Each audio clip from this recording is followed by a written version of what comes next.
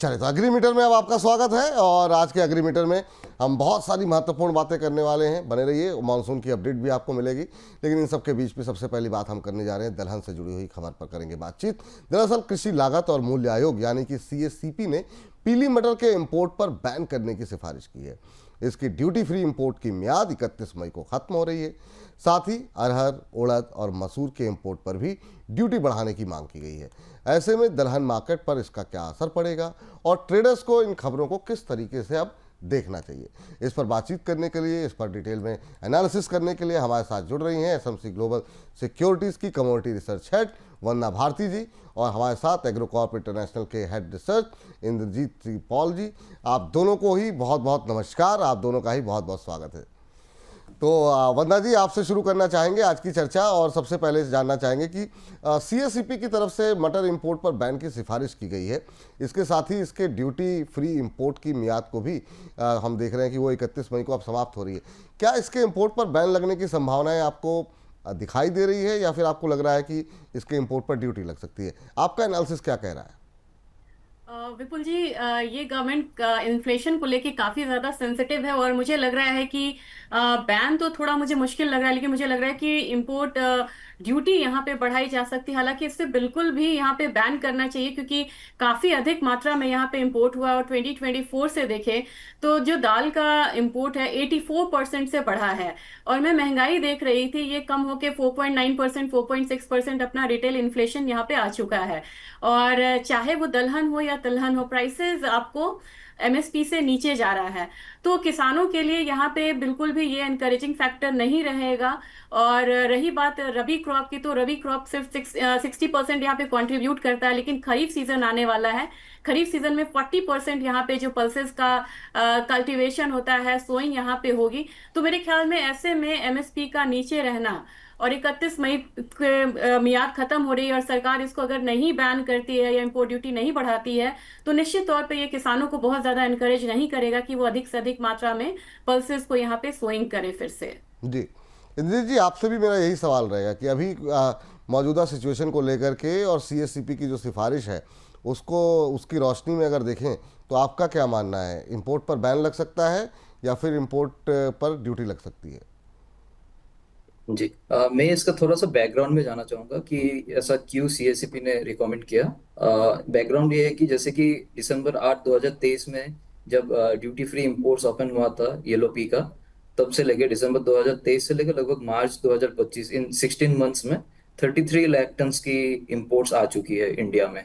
और अगर हम कैलेंडर ईयर 2024 की बात करें तो पूरे साल में 65 लाख टन की इंपोर्ट है, जो कि 91% हायर है। और यही अगर हम डिमांड एंड सप्लाई का जो इक्वेशन है, बैलेंस शीट है, उसमें देखें तो टोटल पल्सेस प्रोडक्शन उसी साल, जैसे 23-24 जो गवर्नमेंट का डाटा था, 242 लाख टन का था, जो कि लगभग आपका 7% डाउन साइड था ईयर ऑन ईयर बेसिस पे, और 18 लाख टन डाउन साइड था एब्सोल्यूट नंबर पे। बट जो इंपोर्ट फिगर्स था 65 लाख टन आ चुका है, जो कि दोनों अगर मिलाते हैं, production plus imports, it's like 305 lakh ton के आसपास आती है। बट इंडिया का कंजम्पशन है लगभग आपका 270 to 280 लाख टन। तो अपने पास जैसे 27 से 37 लाख टन की सरप्लस होना, मतलब होना चाहिए। तो इस वजह से जो भी है, जितने भी हम दलहन के प्राइसेस है, सारे MSP के नीचे चल रहे हैं। और इसी बीच जैसे येलो पी का इंपोर्ट देखे तो येलो पी ही मेजर फैक्टर है, जो कि लाइक 45% इसका शेयर था पूरे बास्केट में इंपोर्ट्स के।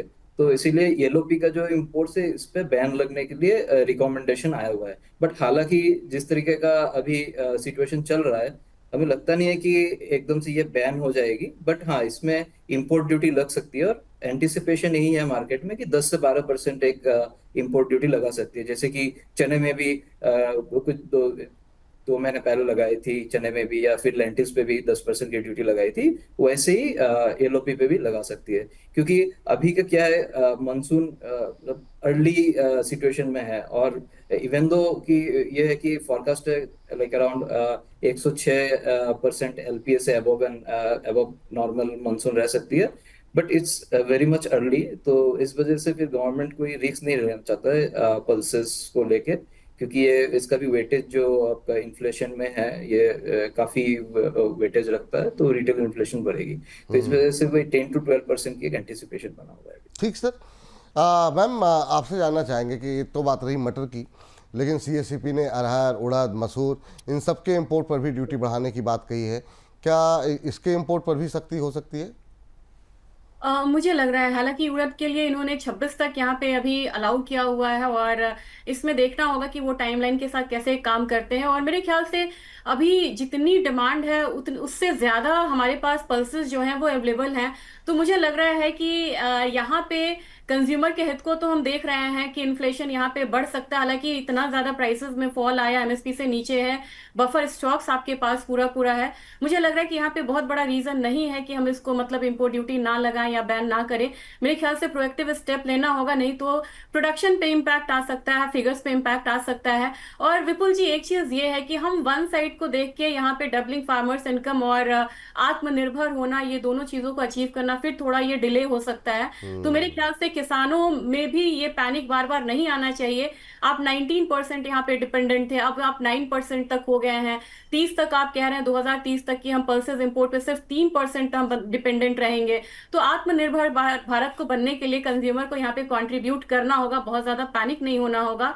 और जब भी आप देखेंगे विपुल जी, प्राइसेस या वेजिटेबल्स के बढ़े हो या पल्सेस के बढ़े हो, ये साइक्लिकल होते हैं और 1 से 2 महीने में ये फिर कूल डाउन भी प्राइसेस हो जाते हैं। तो मेरे ख्याल से दोनों के हित को देखना होगा, और एक मैं कहती हूँ कि बैलेंसिंग अप्रोच लेना होगा। और बैलेंसिंग अप्रोच के लिए जरूरी है कि बाकी के जो पल्सेस हैं उस पे भी यहाँ पे इंपोर्ट ड्यूटी को लगाई जाए। और वो जो अवधि यहाँ पे 26 तक का है, मेरे ख्याल से अभी से यहाँ पे इंपोर्ट ड्यूटी लगानी चाहिए, तब जाके मार्केट नॉर्मल होगा। सहमत है आप इंद्रजीत जी वंदना जी के तर्क से आत्मनिर्भर भारत के? बिल्कुल। जैसे हम अगर लेंटिल्स का देखते हैं, लेंटिल्स में तो ऑलरेडी 10% की ड्यूटी लगा चुकी है गवर्नमेंट ने, क्योंकि उसका एक तो प्रोडक्शन भी लास्ट सीजन अच्छा था, और इंपोर्ट्स भी था, इवन बफर स्टॉक भी अच्छे थे। और तुअर और उड़द का भी, इवन तुअर का भी प्रोडक्शन पिछले सीजन अच्छा था। और इस सीजन जैसे मानसून का फॉरकास्ट है, तो उस हिसाब से प्रेडिक्शन है कि अगर अनसीजनल रेन्स ना हो, जो कि अक्टूबर एंड पे होती है, तो तुअर का प्रोडक्शन भी सही रहेगा। उड़द पे थोड़ा सा अभी भी एक डाउटफुल है, क्योंकि अगस्त, जनरली अगस्त सितंबर मिड ऑनवर्ड्स इसका हार्वेस्ट शुरू होती है। और आईएमडी का फोरकास्ट देखो तो सितंबर मंथ में रेनफॉल काफी हेवी है और इवनली स्प्रेडेड है। तो जैसे पिछले 2-3 सीजन में हमने देखे, 2-3 सालों में जैसे देखे हैं कि इसका जो क्वालिटी में काफी इम्पैक्ट आती है, जैसे ये अगस्त वाले रेन्स हो। तो उड़द पे थोड़ा सा तो इशू लग रहा है, मतलब it's a very early call, but it could be possible, like जिस तरीके का फोरकास्ट हम देख रहा है एमडी के साइड से। और तुअर और उड़द का जो टाइमलाइन है इंपोर्ट्स का, फ्री ड्यूटी फ्री इंपोर्ट्स का, ये लगभग आपका मार्च 31 मार्च 2026 तक है। तो अभी तो मेरे ख्याल से गवर्नमेंट कोई अर्ली डिसीजन नहीं लेंगे उसको हटाने के लिए। एटलीस्ट सोइंग का नंबर्स आ जाए, कैसा रहेगा सोइंग, या फिर down the line like September onwards, या फिर सितंबर से दिसंबर का जो टाइम फ्रेम है। एक तो उड़द का आपका हार्वेस्टिंग अगस्त में खत्म हो जाएगी, और दिसंबर ऑनवर्ड्स तुअर आने लगेगी। उसी के बाद ही जाके कुछ डिसीजन ले सकती है। अगर दोनों का प्रोडक्शन सही हो, तो फिर ये जो टाइमलाइन है मार्च 2026 का, उस पे जाके फिर कुछ ड्यूटी लग सकती है। इससे पहले तो ये काफी अर्ली डिसीजन रहेगा गवर्नमेंट की। ठीक सर। इस बीच वंदना जी एक चीज़ और समझना चाहेंगे कि अगर दालों के इंपोर्ट पर जैसा कि ऐसा लग रहा है कि सख्ती होगी, तो फिर क्या चना जैसे जो बाकी जो दूसरे दलहन हैं उनमें अगर हम देखें तो क्या तेज़ी की उम्मीद कर सकते हैं, और कितनी तेज़ी आ सकती है? विपुल जी, मुझे लग रहा है कि डाउनसाइड हम लोगों ने देख लिया हुआ है, जो पैनिक था वो हम लोगों ने आता हुआ देख लिया है। अगर ये डिसीजन आता है तो मुझे लग रहा है कि 5 से 10% तक का जो एक मार्केट रिएक्शन है वो देगी, और इससे ज्यादा देना नहीं तो सरकार फिर यहाँ पे सख्त हो जाएगी। और मुझे लग रहा है कि अगर चना की बात की जाए तो 5400 5450 का हम लोगों ने लोअर साइड बनता हुआ देखा है। मैं दिल्ली स्पॉट की बात कर रही हूँ।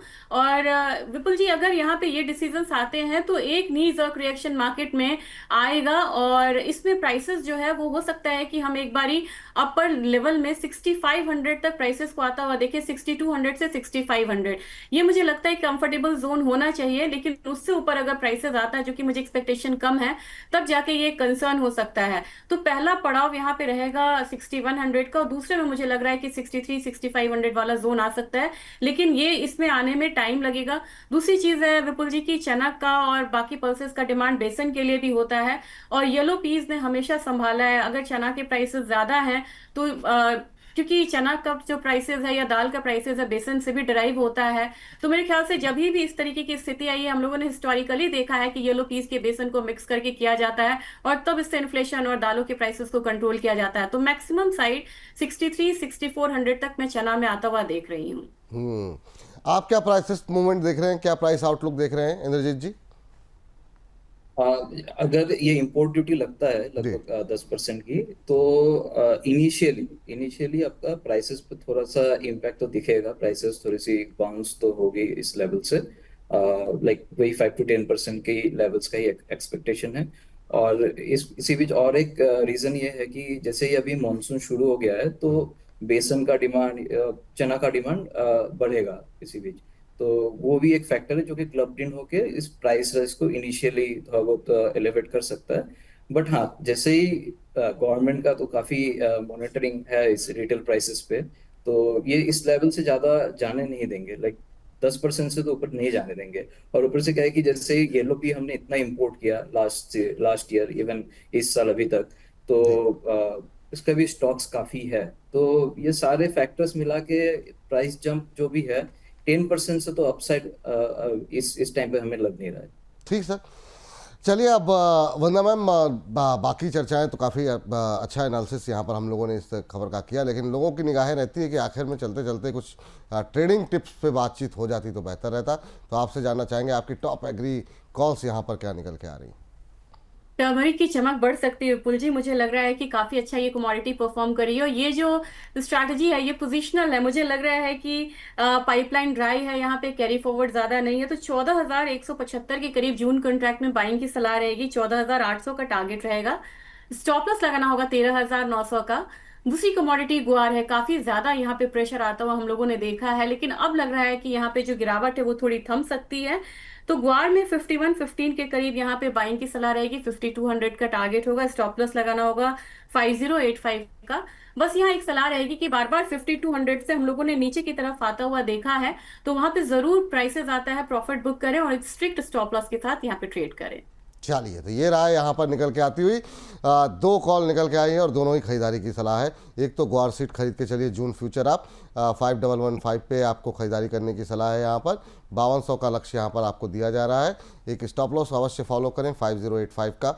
ये ग्वार सीट पे बात निकल के आ रही है। एक पोजिशनल कॉल आपको टर्मरिक की यानी हल्दी की दी जा रही है। लगातार पिछले 2-3 दिन में यहाँ पर जो है ट्रेडिंग कॉल जो है वो सेल करने की आ रही थी, और अब वंदना जी को लग रहा है यहाँ पर अब बाइंग करने का वक्त आ गया है। 14,175 पे एक खरीदारी की सलाह है।